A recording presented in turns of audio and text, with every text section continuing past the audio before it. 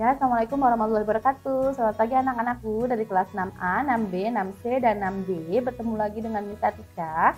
Di sini Miss akan menyampaikan pembelajaran tema 3, subtema 2, yaitu tentang penemuan dan manfaatnya. Nah, baiknya sebelum kita melakukan pembelajaran, kita berdoa terlebih dahulu. Berdoa dimulai. Bismillahirrahmanirrahim. Fabizidnya ilman warzuqni hikman. Amin. Nah, kalian bisa buka buku kalian di PB4 ya Kak ya. Bisa buka buku kalian PB4 itu di halaman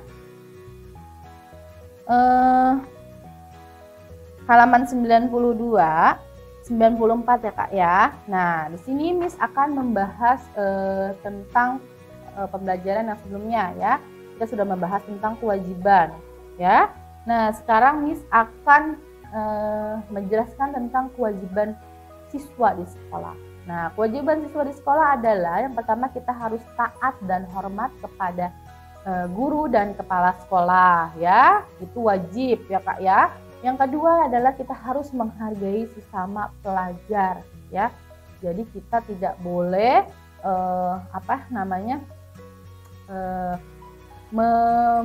mencela atau membuat perlakuan-perlakuan yang menyudutkan atau sebagainya ya Kak. Pekerjaan apapun teman kita harus menghargai ya. Terus kita juga harus mematuhi aturan sekolah ya, harus ke sekolah dengan mentaati semuanya ya. Terus membawa alat-alat belajar, ini wajib ya Kak ya, kita harus membawa alat-alat belajar kita agar proses pembelajaran kita dapat berlangsung dengan baik. Terus selanjutnya adalah ikut bertanggung jawab atas kebersihan, keindahan, keamanan, dan ketertiban sekolah ya. Jadi kita harus buang sampah pada tempatnya ya. Tidak boleh tuh buang sampah, suka kan saudara ada 3 suka males tuh buang sampah ke tong sampah, buang ke bawah. Nah, itu tidak boleh ya, tidak boleh ditiru ya. Selanjutnya adalah ikut bertanggung jawab atas pemeliharaan gedung. Nah, ini juga kita harus bertanggung jawab, tidak boleh merusak fasilitas sekolah seperti mencoret-coret tembok dan mencoret-coret meja. Nah, itu suka Miss lihat tuh ya. Jadi kita harus sama-sama bertanggung jawab atas pemeliharaan gedung. Nah, selanjutnya adalah menjaga nama baik sekolah, guru maupun pelajar yang lainnya. Jadi tidak boleh tuh menjelek-jelekan nama sekolah dan guru ya, apalagi teman, nggak boleh tuh ya. Selanjutnya, nah kalian bisa lihat siapakah dia? Dia adalah Nicholas Jacques Conte. Dia adalah penemu penemu pensil Kak ya. Jadi beliau adalah penemu pensil ya. Nih, selanjutnya beliau ini pensil ini sangat bermanfaat ya Kak ya. Kita belajar harus menggunakan pensil ya kan. Menggambar menggunakan pensil sangat bermanfaat sekali. Nah, pensil itu digunakan untuk menulis atau melukis di atas media ya. Nah, pensil mulai digunakan pada 250 tahun sebelum Masehi. Nah, terus mengalami perkembangan sampai saat ini. Nah, bahan utama pensil adalah campuran dari grafit dan tanah liat. Nah, pensil adalah penemuan yang sangat bermanfaat ya. Selanjutnya adalah kalimat efektif ya. Sebelumnya juga sudah pernah dibahas tentang kalimat efektif ya Kak ya. Di sini Miss akan menyampaikan sedikit kembali. Nah, kalimat efektif adalah kalimat yang disusun berdasarkan kaidah-kaidah yang berlaku seperti unsur-unsur penting yang harus dimiliki oleh setiap kalimat. Nah, kalimat yang tergolong sebagai kalimat efektif itu memiliki ciri khusus, yaitu harus memiliki diksi atau pemeliharaan kata yang tepat. Terus memiliki unsur utama sebuah kalimat, yaitu adalah subjek dan predikatnya. Dan menggunakan kaidah penulisan sesuai dengan EYD atau ejaan yang disempurnakan.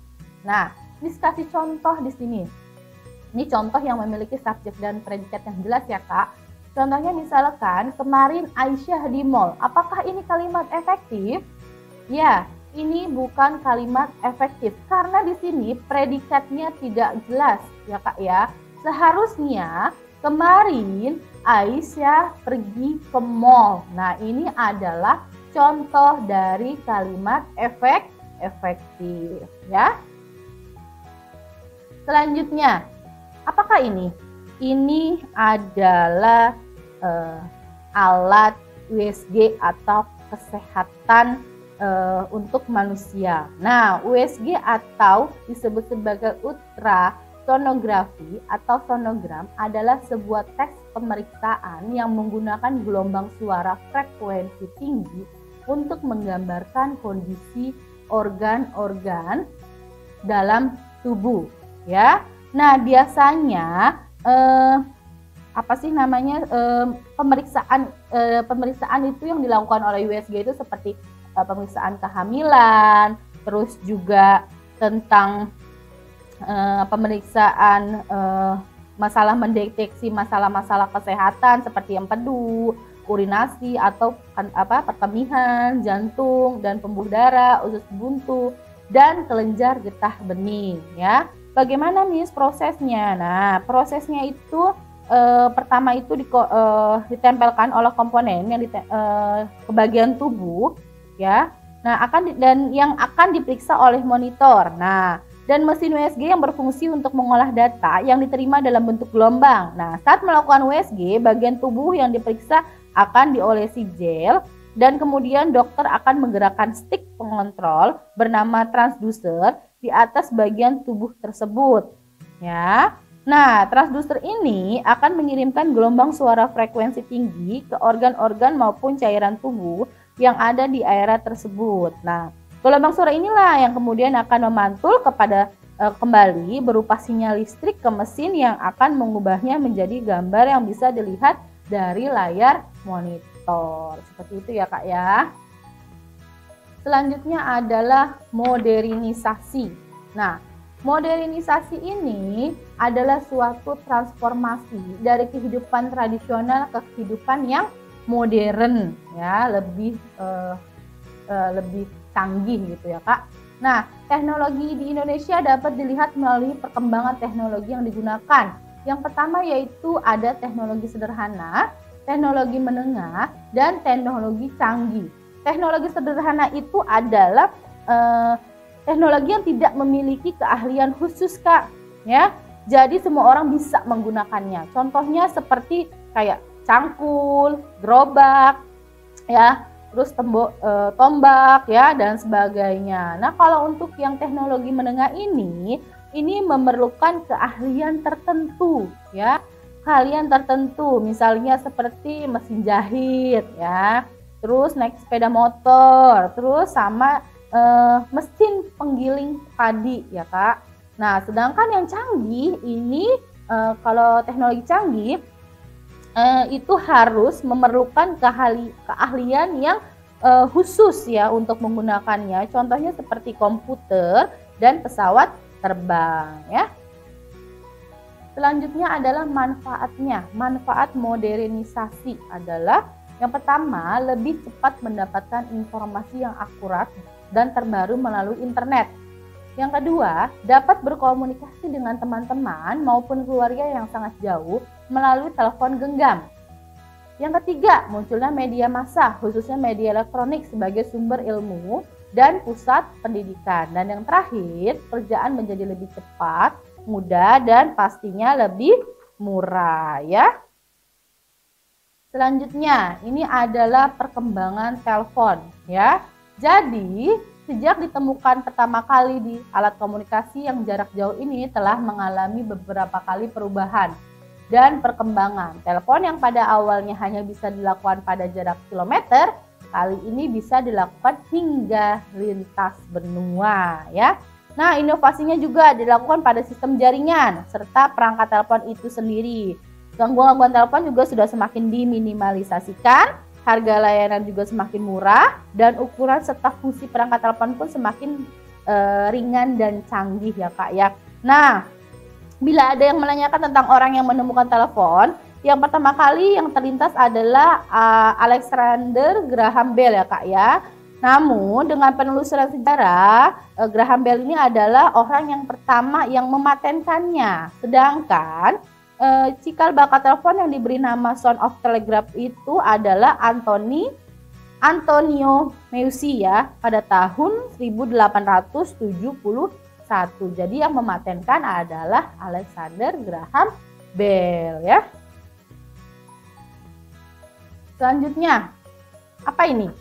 Gambar apa ini? Pasti kalian sudah tahu semua ya. Ini adalah contoh dari gambar lampu lalu lintas. Nah, lampu lalu lintas ini bertujuan untuk mengatur arus kendaraan agar terhindar dari kemacetan dan kecelakaan.